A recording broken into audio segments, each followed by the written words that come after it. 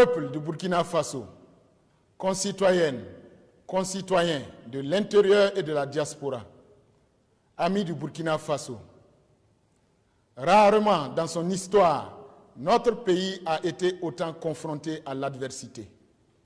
Voilà maintenant plus de 6 ans que notre peuple vit sous le joug d'un ennemi qui a réussi, par ses méthodes cyniques, lâches et perfides, à faire douter notre peuple au point d'ébranler les valeurs qui ont fait son histoire et sa renommée.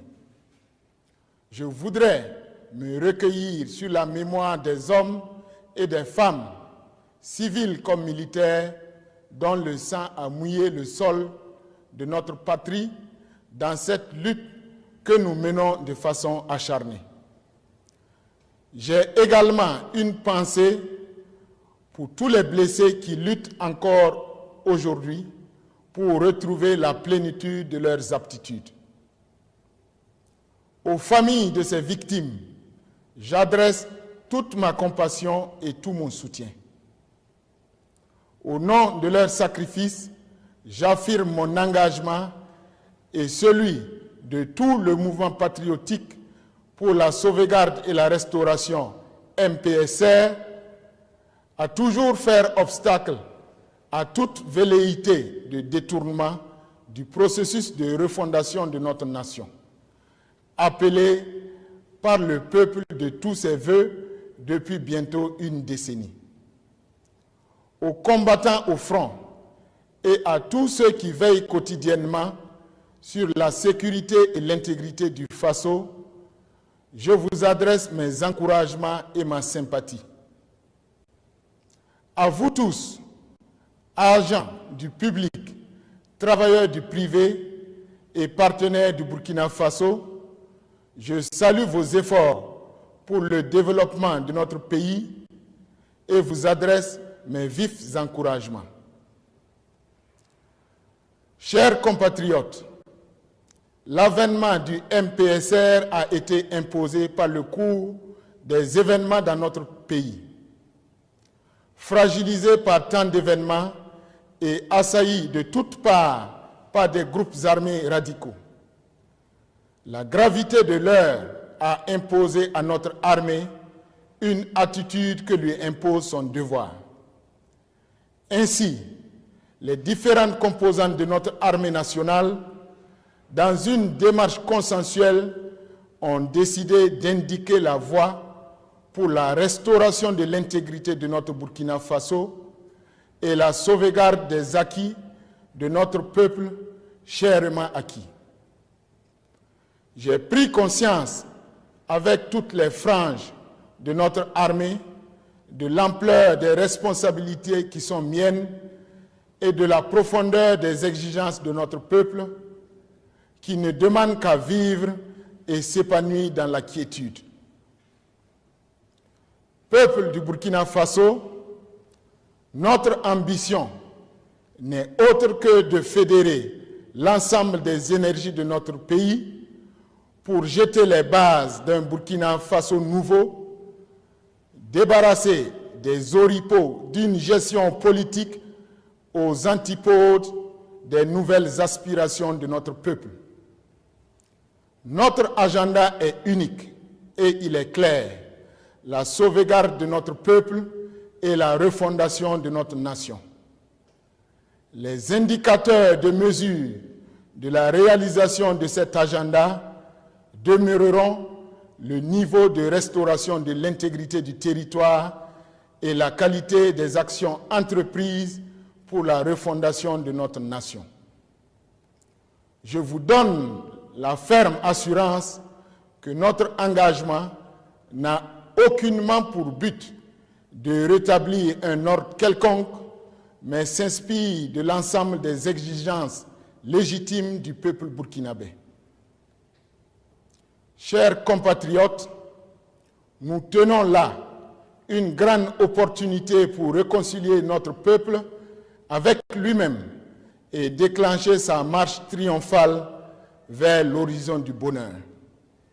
C'est pourquoi je m'engage à convoquer les forces vives de la nation pour convenir d'une feuille de route qui aura pour but de projeter et réaliser le redressement voulu par tous les Burkinabés.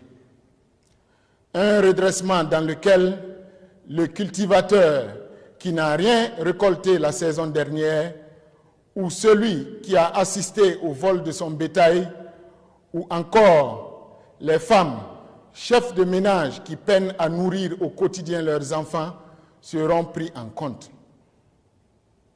Je serai à l'écoute de toutes les femmes et de tous les hommes, de tous les patriotes qui s'engageront honnêtement et de façon sincère et désintéressée à l'édification d'un Burkina Faso prospère et paisible.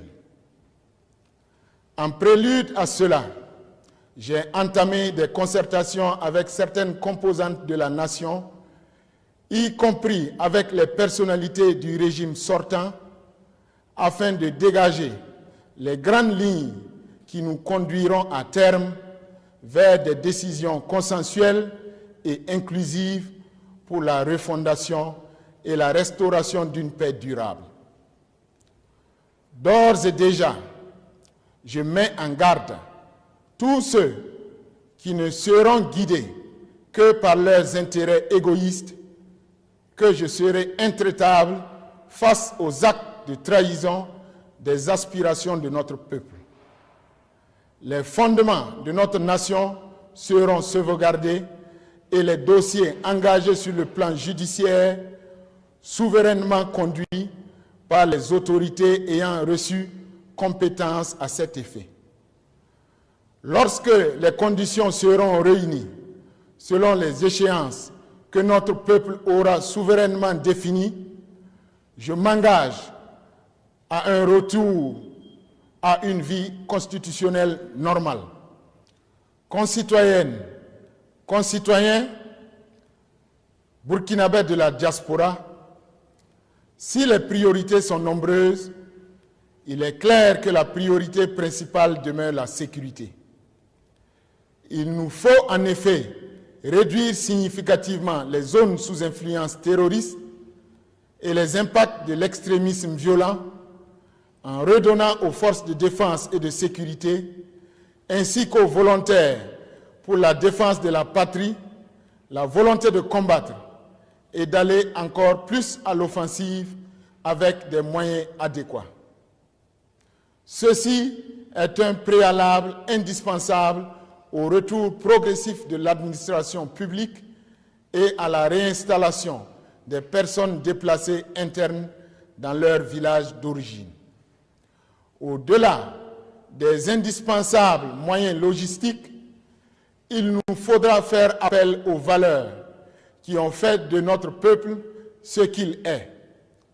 Aucun char, aucun avion de chasse, aucune arme ne vaut l'amour pour la patrie. Ma conviction est faite que c'est cet amour qui fera la décision et qui nous fera gagner cette guerre. J'appelle toutes les composantes des forces de défense et de sécurité et les volontaires pour la défense de la patrie à se mettre en ordre de marche pour la reconquête de notre territoire. Dans l'union et la cohésion et avec le soutien de tout le peuple burkinabé, j'ai foi que nous relèverons ces défis. Amis du Burkina Faso, en ces moments particulièrement difficiles pour notre pays, le Burkina Faso a plus que jamais besoin de ses partenaires. C'est pourquoi j'appelle la communauté internationale à accompagner notre pays afin qu'il puisse sortir le plus rapidement possible de cette crise pour reprendre sa marche vers le développement. Je sais comprendre les doutes légitimes suscités par cette rupture dans la marche normale de l'État. Mais je voudrais rassurer l'ensemble des amis du Burkina Faso que le pays continuera de respecter ses engagements internationaux, notamment en ce qui concerne le respect des droits de l'homme. De même, le fonctionnement de la justice sera assuré dans le strict respect de son indépendance. Peuple du Burkina Faso, la tâche qui nous attend est immense. Heureusement, elle n'est pas seulement mienne, elle est surtout nôtre. Elle nécessitera de nous de gros efforts individuels et collectifs et certainement des sacrifices. Elle exigera que chacun d'entre nous mette de côté ses intérêts personnels pour laisser place à l'intérêt de tous. Elle impliquera immanquablement une amélioration de la gouvernance sur tous les plans. Elle demandera de chaque Burkinabé courage, désintéressement et détermination. Courage pour faire face aux épreuves liées à ce type d'épopée, désintéressement pour faire du sacrifice pour la patrie un sacerdoce, et détermination pour poursuivre le chemin malgré les difficultés. Le moment que nous vivons est une opportunité pour notre peuple de se remettre debout et de regarder l'avenir droit dans les yeux. Nous devons la saisir, quoi qu'il advienne, parce que c'est le devenir de notre patrie qui en dépend. C'est un défi historique de notre époque et nous n'avons pas le droit de faillir. Chers compatriotes, main dans la main, recouvrons la force, la détermination qui découle de la fierté de chanter notre hymne national, l'hymne de la victoire, dans une intégrité et une dignité retrouvées. Vive le Burkina Faso, que Dieu bénisse notre nation, la patrie ou la mort, nous vaincrons.